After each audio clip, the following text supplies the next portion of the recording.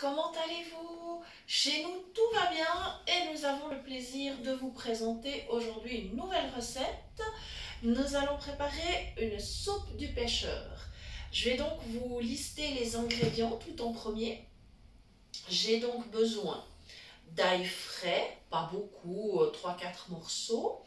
J'ai pris 2 oignons, bien sûr un petit peu d'huile pour les faire revenir. J'ai pris également 4 belles tomates, 2 poivrons et j'ai préparé tous ces légumes. Voilà, j'ai besoin d'une cuillère à café de bouillon de légumes sans gluten. J'ai mis quelques petites baies de poivre, mais vraiment pas beaucoup. Et tout à la fin, j'aurai besoin de 2 petites dosettes de safran et j'ai 2 jolis filets de cabillaud. Voilà, ça c'est pour les ingrédients de notre soupe. Alors, le déroulement des opérations. En tout premier, j'ai fait revenir l'oignon et l'ail.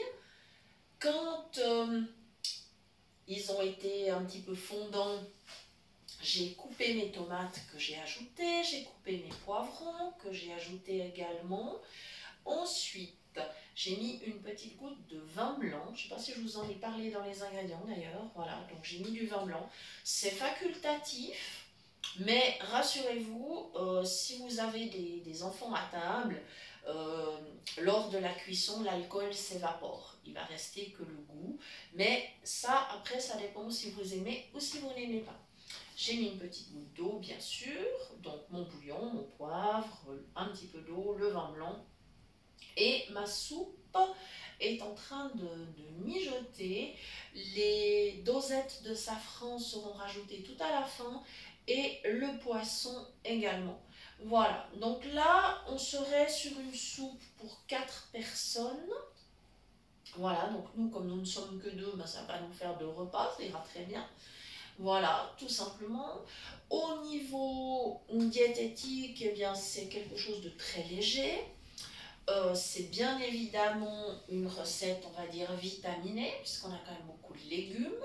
On a les protéines avec le poisson. Voilà, vous pouvez d'ailleurs, si vous en faites une plus grande quantité, hein, si vous avez du monde autour de la table, vous pouvez utiliser plusieurs filets de poisson différents. Voilà, moi j'ai du cabillaud, mais ça pourrait tout à fait être du saumon, du Saint-Pierre, enfin tout poisson que vous aimez. Et il est même possible, par exemple, tout à la fin, de rajouter quelques fruits de mer. Voilà, ça c'est après selon vos goûts. Voilà, c'est bien évidemment une recette sans gluten et sans lactose. Voilà, je vous mets quand même toujours en garde par rapport au bouillon. Donc si vous utilisez des bouillons cubes, vous n'en mettrez qu'un. J'ai mis une seule petite cuillère donc, de bouillon sans gluten. Si c'est des bouillons cubes, n'en mettez qu'un. Et faites toujours bien attention avec les bouillons cubes. Certains contiennent du gluten, donc méfiez-vous. Demandez bien qu'on vous détaille les ingrédients de ces bouillons. Et si vous n'aimez pas le bouillon, vous pouvez simplement saler. À ce moment-là, vous mettrez juste une petite cuillère de sel, étant donné que le poisson apportera quand même suffisamment de saveur salée. On ne va pas exagérer. Voilà, donc vous voyez, enfin, je pense que vous entendez plutôt. Voilà, ça mijote bien. Je vais baisser un petit peu le feu parce que ça va cuire un petit peu fort. Voilà, mais je baisse pas beaucoup parce que une soupe, ça doit cuire quand même suffisamment. Voilà, donc ça va être un plat bien sympa. Vous pouvez naturellement, au moment de le servir, par exemple, vous pouvez tout à fait ajouter des petits croûtons. Alors bien sûr, pour moi, ça sera des croûtons sans gluten, ça c'est clair. Alors, au niveau des croûtons, si vous ne souhaitez pas, par exemple, que vos croûtons soient trop gras, si vous souhaitez les préparer vous-même, il y a une petite astuce tout simple. Donc, vous pouvez prendre votre pain sans gluten. Voilà, bon, nous on fait notre pain maison, donc voilà. Donc, on fait des tranches, on fait des petits cubes. Et ce que vous pouvez faire à ce moment-là, c'est simplement de les passer un tout petit moment au micro-ondes. Mais vraiment, c'est rapide, hein, parce que ça peut brûler. Si vraiment vous les laissez trop longtemps, ça brûle. Donc, maximum 1-2 minutes. Enfin voilà, il faut tester. Et là, vous avez des croûtons qui ne sont pas gras du tout, que vous pouvez après ajouter sur votre soupe au moment de servir. C'est bien évidemment facultatif. Voilà, il n'y a pas de problème. Si vous avez par exemple un reste de riz et que vous souhaitez un repas un peu plus consistant, ben vous pouvez ajouter tout à la fin votre reste de riz dans la soupe. Voilà, ça c'est des options qui sont tout à fait possibles. Voilà, on va faire une mini pause le temps que ma soupe cuise. Et on se retrouve tout à l'heure au moment d'ajouter le safran et le poisson. Et comme ça, je pourrais vous indiquer 1 ou 2 petites astuces supplémentaires. A tout de suite. Voilà les amis, on est de retour. Alors, les légumes ont bien mijoté dans l'eau, le vin blanc, le bouillon, enfin voilà. Et maintenant, j'ai baissé le feu parce que je n'ai évidemment aucune envie de me brûler. Donc là, ça mijote quasiment plus. Je vais mettre mes 2 petites dosettes de safran. Comme ça, mon safran n'est pas surcuit. Il arrive vraiment au dernier moment pour parfumer. Voilà, donc je me positionne au-dessus de ma casserole. Et comme j'ai réduit le feu, je n'ai quasiment plus de vapeur, donc aucun risque de me brûler. Voilà. Comme ceci. Voilà. Ça y est. Voilà. Pour la quantité qu'on a, c'est vrai que 2 dosettes de safran, c'est bien. Il ne faudrait pas plus, pas moins non plus. Voilà. Comme ceci. Voilà. Et maintenant, ce que je vais faire... Alors, j'aurai bien sûr l'option de mixer mes légumes. Là, je vais préférer garder quand même quelques morceaux. Mais je vais utiliser un ustensile qui est en fait une spatule avec des petits trous. Je l'utilise pour écraser ma purée, par exemple. Et puis, on peut tout à fait l'utiliser pour les potages, pour justement écraser un petit peu les légumes. Comme ça, il y aura quand même encore des morceaux, mais la soupe sera quand même bien homogène. Voilà. Donc voilà, bah, si on n'a pas de mixeur, c'est une très bonne alternative. Voilà. Autrement, si vraiment on tient à mixer, alors à ce moment-là, il faut un mixeur plongeur. Hein, ça c'est clair que... Parce que si vous vous amusez à sortir la soupe et à la mettre dans le bol du mixeur, bah, faut attendre qu'elle refroidisse.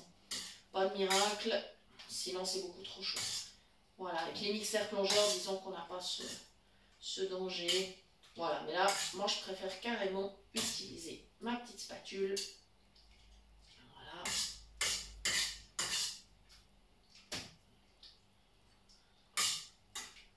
Comme ceci. Voilà, c'est pas mal. Et là, sur le final, il nous reste à ajouter le poisson. Voilà, mes 2 filets de poisson.